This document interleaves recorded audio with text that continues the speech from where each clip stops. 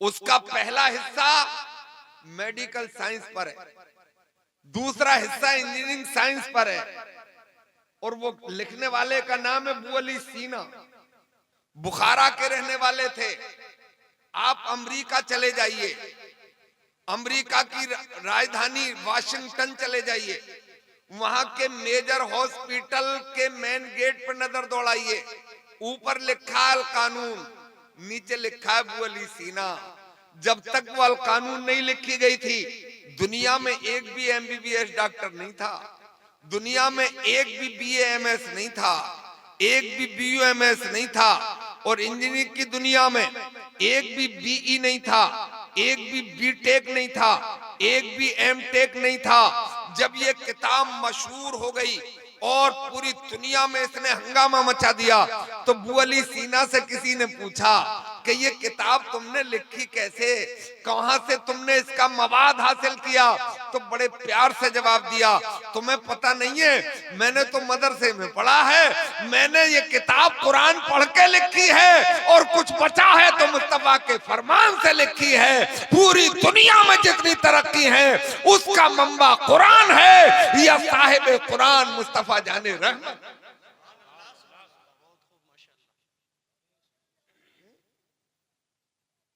और आप सोचो कि 400 साल पहले, बच्चों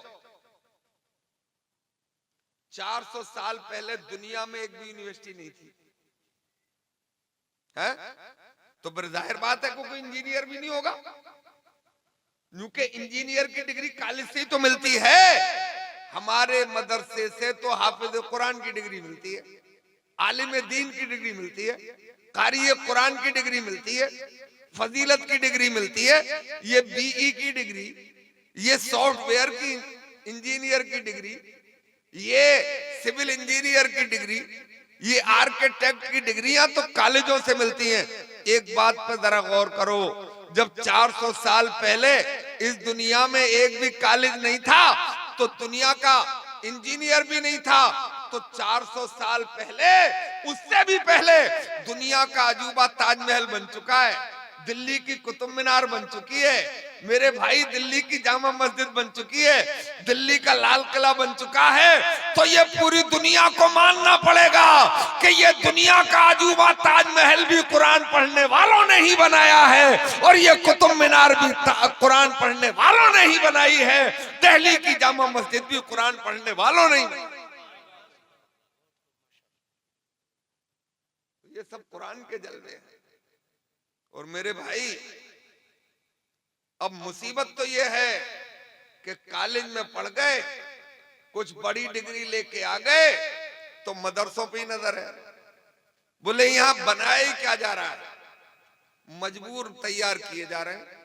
ये तो कल मैदान महशर में पता चलेगा इंजीनियर साहब, डॉक्टर साहब, कि जब हौज़े कौसर पे ये हाफिज कुरान खड़े होंगे और करोड़ों डॉक्टर न जाने कितनी पिछली वाली सब में खड़े होंगे। एक प्रोफेसर साहब मुझसे कह रहे थे कि मौलाना साहब मदरसे बंदी करा दो। मैंने कहा प्रोफेसर साहब क्या मरना नहीं है? तो बोले ये क्या जवाब हुआ आपका, ना चाह के भी तो मरना है। तो मैंने कहा कल को किसी मशहूर अखबार में आपका इश्तिहार निकलवा दूं कि फला प्रोफेसर साहब का जब देहांत हो तो न उन्हें नहलाया जाए, न उन्हें कफनाया जाए, न उन्हें दफनाया जाए, बल्कि 20 क्विंटल सूखी लकड़ियों के दरमियान में डाल के उन्हें सुहा कर दिया जाए। अब वो आए पूरे गुस्से में, अब निकाली आंखें, अब आए जलाल में और बोले मौलाना रोटी बहुत लग गई है तुम्हें। मैंने कहा चलो रोटी और पानी की बात बाद में करेंगे, मुझे आप ये बताओ जब मदरसे बंद कराए जाएंगे तो मौलवी तो नहीं होंगे, और मौत तो एक दिन आना ही है, इस बात का इकरार तो तुम भी कर रहे हो, तो किसी प्रोफेसर को बुला के मेरे सामने वसीयत करो कि जब मेरा इंतकाल हो जाए तो नमाज जनाजा तुम्हें पढ़ाना है, कफन तुम्हें पहनाना है, गुस्ल तुम्हें दिलाना है। मन की तुम्हें नमाज जनाजा याद है?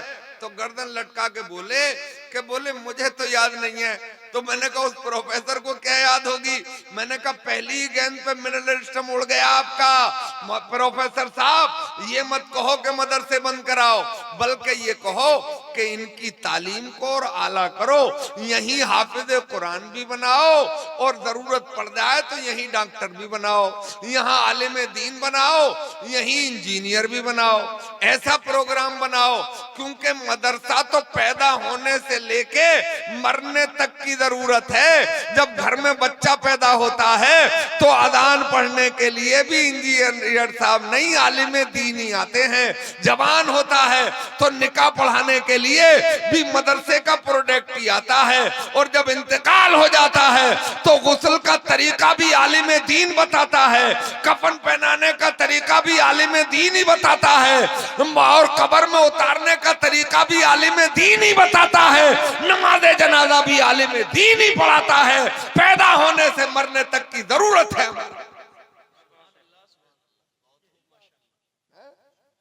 मदरसे कभी तुर्की में बंद करा दिए थे मुस्तफा कमाल पाशा ने, अपना ही था, पाशा लग गया होगा तो कुछ लोग उछले होंगे, हैं? उसने मदरसे बंद करा दिए। 50 साल मदरसे बंद रहे, कलमा भूल गए लोग। मगर नतीजा जानते हो, जब वो मरदूद मरा, दफनाया गया, जमीन ने कबूल ही नहीं किया। ऑन रिकॉर्ड है ये बात। दूसरी जगह दफनाया गया, जमीन ने फेंक दिया। इस्तांबुल में जमीन पे डाल के चारों तरफ चार दीवारी कराई गई है। अल्लाह दुनिया में करिश्मे दिखा देता है कि मुझसे, मेरे दीन से, मेरे कलाम कुरान से जो टकराएगा उसे नतीजा भुगतना पड़ेगा। कुछ देर के लिए अल्लाह ढील देता है, मगर जब फिर लाठी मारता है तो कमर सीधी तोड़ ही देता है ना। अब तुम ये कहोगे कि हम कॉलेज में पढ़ के तरक्की कर गए, हमने मोबाइल दे दिया, हमने कंप्यूटर दे दिया। अरे तूने क्या दे दिया? ये मोबाइल भी अल्लाह ही ने अता किया है। बोलो, है? इसका मूजिद अल्लाह है, मगर तूने थोड़ी मेहनत कर ली। जो मेहनत करता है उसे मिल जाता है। सुना है कि हमारे मदरसे के कारी नाज़िम साहब निहायत ही मेहनती जफाकश हैं। अभी कोई साहब मुझे बता रहे थे कि बच्चों का कोई वक्त बेकार नहीं जाने देते, मेहनत करेंगे तो नतीजा इस दुनिया में जरूर आएगा। वो अलग बात है कि हम अगर राइट साइड पे मेहनत करेंगे तो नतीजा बहुत जल्दी आ जाएगा। सामने वाला देर तक मेहनत करेगा, मगर नतीजा तो आएगा ही, है ना। तो मेहनत होगी तो नतीजा आएगा। यहां मेहनत करना पड़ेगी। मैं तो ये गुजारिश करके जाना चाहता हूं आपके दरमियान से कि एक नस्ल पे मेहनत कर लो, इंशाअल्लाह 10 नस्लें इस्लामी बगैर मेहनत के बन जाएंगी। एक नस्ल पे मेहनत करना पड़ेगी। माए भी मेहनत करें, आप भी मेहनत करो, मदरसे के मुदर्रिस भी मेहनत करें। जब उनकी घुट्टी में इस्लाम पे वस्त हो जाएगा तो इंशाअल्लाह इसी हिंदुस्तान की धरती पर करबला का आखिरी मैदान लड़के भी जीता जाएगा। ये अंग्रेज लोग प्रयोग करते रहते हैं। अंग्रेजों ने एक प्रयोग किया भी, एक 10 बाई 15 का कमरा बनवाया, उसमें बीच में कुंडा लगवाया, जो पंखा लटकाया जाता है, उसमें पंखे की जगह पीले केलों की गेल लटका दी और नीचे से सीढ़ी भी लगा दी और 5 बंदर उसमें छोड़ दिए। अब बंदर जैसा उपद्रवी जानवर, पीले केले, चढ़ने में भी दिक्कत नहीं, सीढ़ी लगी भी। उन्होंने 2 दीवारों में जबरदस्त फारे भी लगा रखे थे।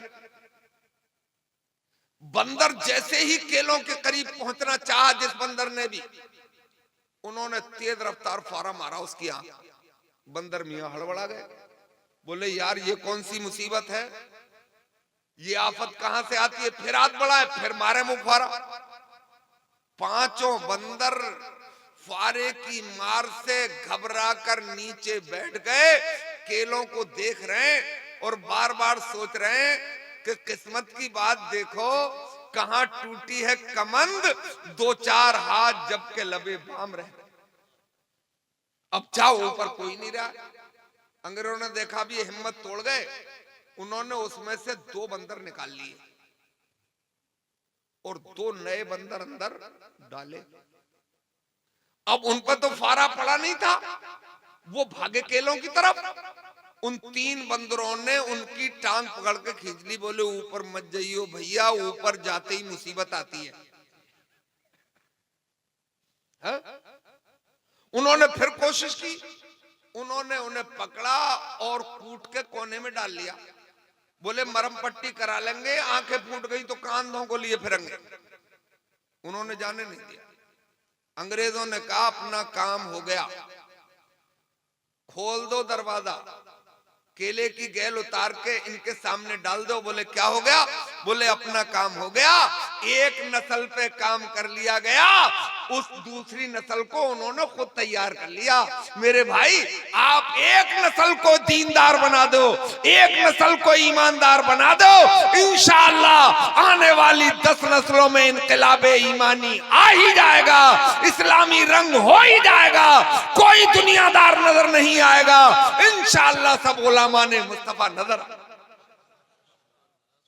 तो मैं थोड़ी कोशिश करना है ना, कोशिश जरूर करना। बगैर कोशिश के, बगैर मेहनत के कभी भी कुछ नहीं होता, है ना। और कॉलेजों में भी मैं ऐसा नहीं कहता हूं कि इंजीनियर मत बनाओ, डॉक्टर मत बनाओ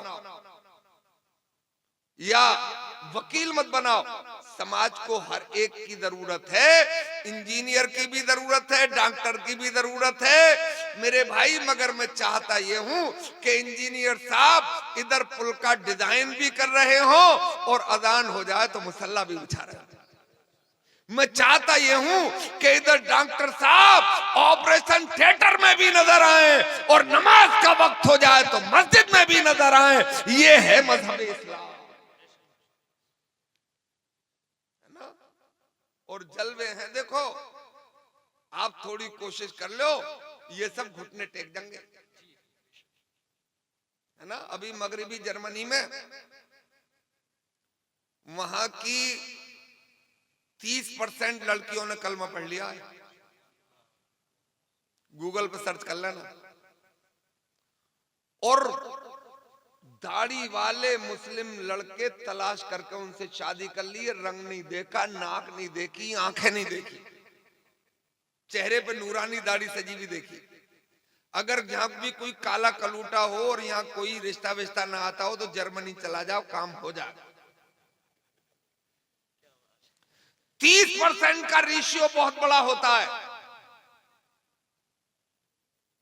अंग्रेजों ने औरतों को घेरा, लड़कियों को, बोले क्या हुआ, पागल हो गई हो, उनसे तुमने अपना राब्ता कायम कर लिया कि जो हर जगह पिटते कुटते हैं। जवाब सुनो, उन्होंने कहा हमें क्या पता ये कहां कुटते हैं कहां पिटते हैं, हमें तो सिर्फ इतना पता है कि जब ये शाम को घर वापस लौटते हैं इनमें से एक भी शराब पी के नहीं आता है, इनमें से एक भी जुआ खेलने की शिकायत नहीं है, इनमें से एक भी अय्यार नहीं है। इसका मतलब पूरी दुनिया को रोशनी की जरूरत है और रोशनी तन्हा मजहब इस्लाम के पास है।